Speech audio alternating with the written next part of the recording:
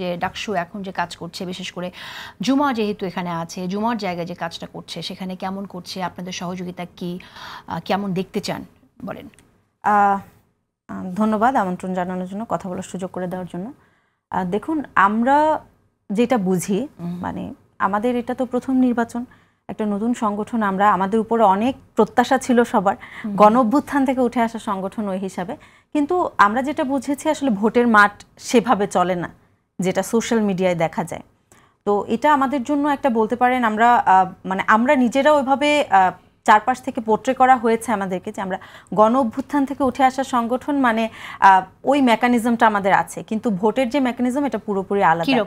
আমরা দেখুন, আমরা এখন যারা আমরা দায়িত্বশীল পর্যায়ে আছি আমাদের বাংলাদেশ গণতান্ত্রিক ছাত্র সংসদে, আমরা যখন ক্যাম্পাসে এসেছি আমরা কিন্তু একটা বৈরী পরিস্থিতির ভিতরে ছিলাম। আমি নিজে ছাত্র অধিকার পরিষদের রাজনীতি করেছি, আমি জীবনে আমার হলের ডিবেটিং ক্লাবের রুমে ঢুকতে পারি নাই। আমি একদিন গিয়েছি, আমি খুব ভালো ডিবেট করতাম, কিন্তু আমি যখন ডিবেটিং ক্লাবের রুমে গিয়েছি আমাকে পিছনে বসিয়ে রাখা হয়েছে এবং আমাদের কথা বলার বা সামনে গিয়ে ডিবেট করব এরকম সুযোগ আমাদের দেওয়া হয়নি, কখনোই দেওয়া হয়নি। ইভেন ডিবেটিং সোসাইটিতে যাওয়ার পরে হামলা হয়েছে আমার বন্ধুদের উপর, এরকমও হয়েছে। তো আমরা একটা বৈরী পরিস্থিতির ভিতরে ছিলাম। মানে ওই সময়ে দেখা গিয়েছে যারা ওই ভিতরে ওই জিনিসগুলো বুঝতো, হলের ছাত্রদের সাথে ছিল, ইভেন আমাদের যারা নেতৃত্ব দিয়েছে তাদের বেশিরভাগই কিন্তু হলে থাকতে পারেনি। আমাদের সদস্য সচিব, যে কেন্দ্রের যে সদস্য সচিব জাহিদ হাসান, তাকে হল থেকে বের করে দেওয়া হয়েছে ফার্স্ট ইয়ারে একদম। আমাদের আমরা যে 9 দফার ঘোষক আব্দুল কাদের, আমাদের ঢাকা বিশ্ববিদ্যালয়ের যে ভিপি পদে ইলেকশন করেছে ডাকসুতে এবং ঢাকা বিশ্ববিদ্যালয়ের যে আহ্বায়ক সেও কিন্তু হলে থাকতে পারেনি। তো আমরা জেল খেটেছে আব্দুল কাদের, ওই সময় জেলও খেটেছে, যার কারণে সে একাডেমিক ইয়ারে 1 বছর পিছিয়ে গিয়েছে। তো এই যে ভিতরে থেকে যে করা, এটা আসলে আমাদের পক্ষে ওই সময় সম্ভব হয়নি। এবং অভ্যুত্থান পরবর্তী সময় দেখা গিয়েছে বিভিন্ন জাতীয় ইস্যুতে মানে এমন হয়েছে যে আর্মি একটা কু করার চেষ্টা করছে, এটা নিয়ে আমাদের কথা বলতে হবে, কারণ আমাদের উপরে জনগণের ওই এক্সপেকটেশনটা আছে, তারা মনে করছে যে আমরা অভ্যুত্থান থেকে উঠে আসা সংগঠন, প্রত্যেকটা বিষয়ে আমাদের কথা বলতে হবে। যার কারণে ক্যাম্পাস কেন্দ্রিক যে কাজগুলো এটা ব্যক্তিগত পরিসরে হয়েছে, মানে আমি ব্যক্তি হিসাবে যতটুকু করেছি সেটা, কিন্তু কালেকটিভ যে কাজটা ওইটা আমাদের পক্ষে আসলে ওইভাবে করা সম্ভব হয়নি এবং প্রচার করাও সম্ভব হয়নি। এবং ভোটের যেটা হয়, মানে পুরো একটা সেট আপ থাকে, বড় বড় রাজনৈতিক দলগুলোর একটা সেট আপ থাকে। আমার নিজের পোস্টার আমার নিজের ছাপাতে হয়েছে গিয়ে, তো এটা একটা বড়, মানে আমি নিজের করতে হয়েছে, আমার পোস্টার কখন শেষ হয়ে যাবে এবং এটা আমার গিয়ে ছাপাতে হবে।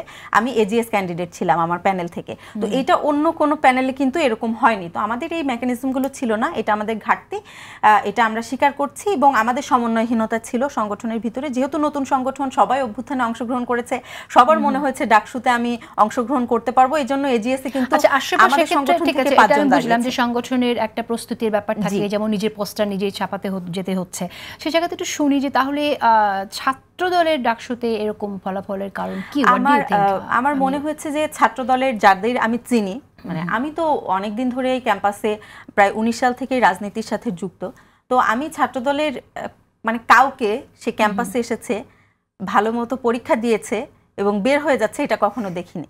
তো তাদের ভিতরে এই জিনিসটা ছিল যে তাদেরকে মারধর করে বের করে দেওয়া হচ্ছে।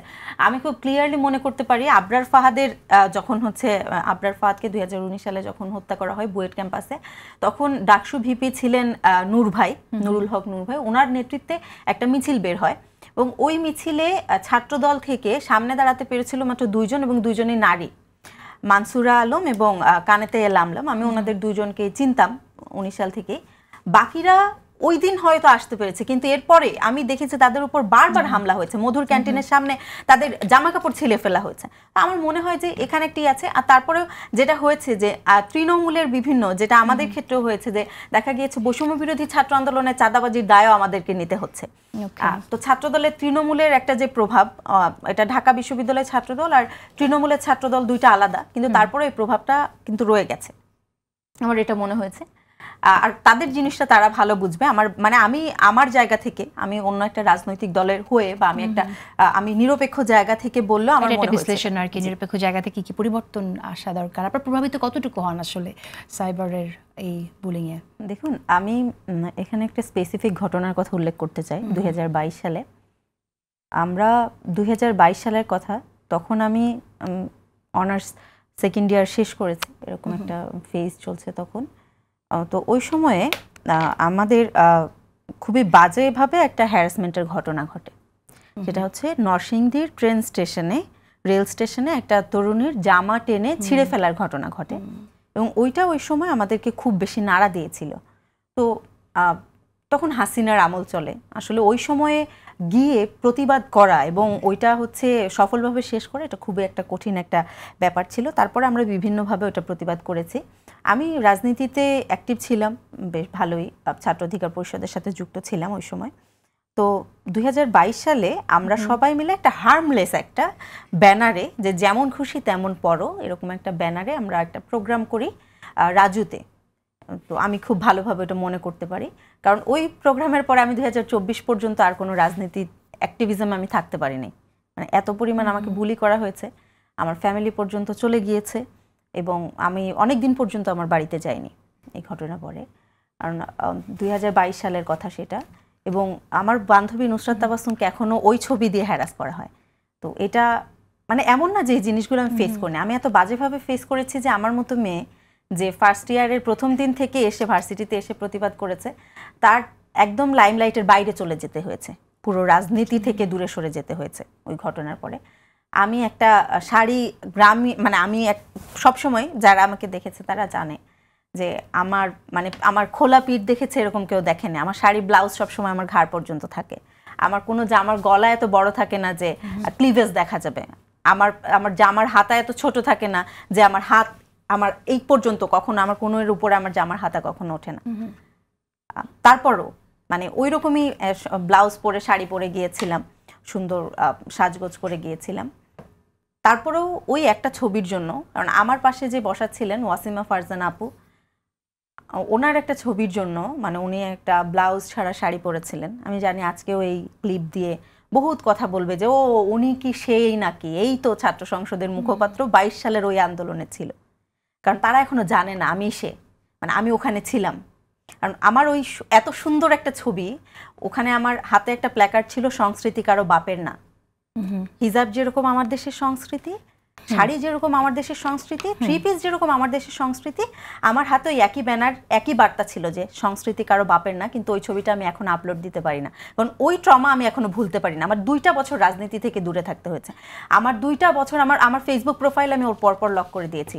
আমার ফেসবুক প্রোফাইল আমি 2024-এর আগে খোলার সাহস পাই নাই, পাবলিক করার সাহস পাইনি। আমি এত পরিমাণ সাইবার বুলিং এর শিকার হতে হয়েছে, আমার বাড়ি পর্যন্ত গিয়েছে, এবং আমার বাড়িতে বিচার থেকে আশরাফা খাতুন, এখন আমি একটু জানতে চাই যে হোয়াট ডু ইউ থিংক যে এই ট্রমা থেকে নিজেই আপনি মুক্ত হতে পারেন না, এদের অন্যদেরও তো এরকম এক্সপেরিয়েন্স হচ্ছে, মানে এখান থেকে বের হওয়ার জন্য কি করণীয়, এবং জাতীয় রাজনীতিতে যারা আছেন তাদেরই বা কি করণীয়? দেখুন, আমি ভেবেছিলাম 24 পরবর্তী সময়ে এই ট্রমাগুলো আসলে কাটানো সহজ হবে, কিন্তু 24 সালের 5 আগস্ট যখন বিজয় উদযাপন করছি, ওই সময়ে নতুন ধরনের হচ্ছে মানে একটা হ্যারাসমেন্টের শিকার ওই সময় থেকেই শুরু হয়ে গিয়েছে। ঢাকা বিশ্ববিদ্যালয়ের স্বোপার্জিত স্বাধীনতা চত্বর, আমি জানি না ওই চত্বরটা কেন মানুষের চক্ষুশূল। ওখানে সবার, বাংলাদেশের যত রাজনীতিবিদ থেকে শুরু করে বিখ্যাত মানুষ আছেন সবার ভাস্কর্য আছে, সেই ভাস্কর্যগুলো ভেঙে দেওয়া হয়েছে। বিভিন্ন ধরনের ঘটনা ঘটেছে, শশী লজের ভাস্কর্য ভেঙে দেওয়া হয়েছে। তো এই জিনিসগুলো দেখে না আমি আর ওই ব্যাপারটা যে নতুন করে তুলবো ওই সাহসটা পাই নাই। কারণ এর পরপরই এমন শুরু হয়েছে যে যখন গণমানুষের নেত্রী হতে চাইবেন, গণমানুষের যে চাওয়া, সেটা গণমানুষের চাওয়াটা কি আমি আসলে বুঝি না। কারণ আমি দেখেছি, আমি গ্রামে থেকেছি, আমি গ্রামে থাকি, হিজাব পরা মেয়ে যেরকম আছে, আমার মতো মেয়েরাও আছে যারা কামিজ পরে ঘরে, থ্রি পিস পরে ঘরে, এরকম মেয়েরাও কিন্তু আছে। গণমানুষের চাওয়া আসলে আমি এখনো পর্যন্ত বুঝি না, এবং জাতীয় রাজনীতিতে যারা আছেন তারাও মনে হয় না গণমানুষের বিপরীতে যেতে চান, কারণ ভোটের মাঠটা তো খুব ডিফিকাল্ট।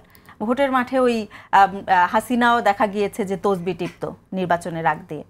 তো জানি না এই কারণে কিনা তোষামোদির ব্যাপার আছে কিনা এখানে, কিন্তু আমি আমার জায়গাতে আমি সবার জন্য কথা বলি। হিজাবোফোবিয়ার বিরুদ্ধে যখন দাঁড়াতে হয়েছে, হাসিনার আমলে যখন হিজাবোফোবিয়ার বিরুদ্ধে কথা বললে জঙ্গি বলা হতো, ওই সময় আমি রাজু ভাস্কর্যে একমাত্র আমি এবং নুসরাত তাবাসসুম দুইজন ছিলাম যারা হিজাব ছাড়া। নুসরাত তাবাসসুম স্লিভলেস ব্লাউজ পরে ওখানে এসে দাঁড়িয়েছে, আমি এখন যেভাবে দেখছেন আমি সেভাবে গিয়ে দাঁড়িয়েছি। আমরা হিজাবোফোবিয়ার বিরুদ্ধে জোর গলায় কথা বলেছি, আমরা টিএসসিতে নামাজের জায়গা নিয়ে কথা বলেছি, ওই সময় থেকেই বলছি। আমরা এখনো বলছি যে কেউ যদি হিজাব না পরে, আপনার কোনো অধিকার নাই যে হিজাব সে পরে না এই কারণে তাকে হ্যারাস করবেন, এবং হিজাব পরেছে তার জন্য তাকে হ্যারাস করবেন, কেউ শাড়ি পরেছে তার জন্য হ্যারাস করবেন।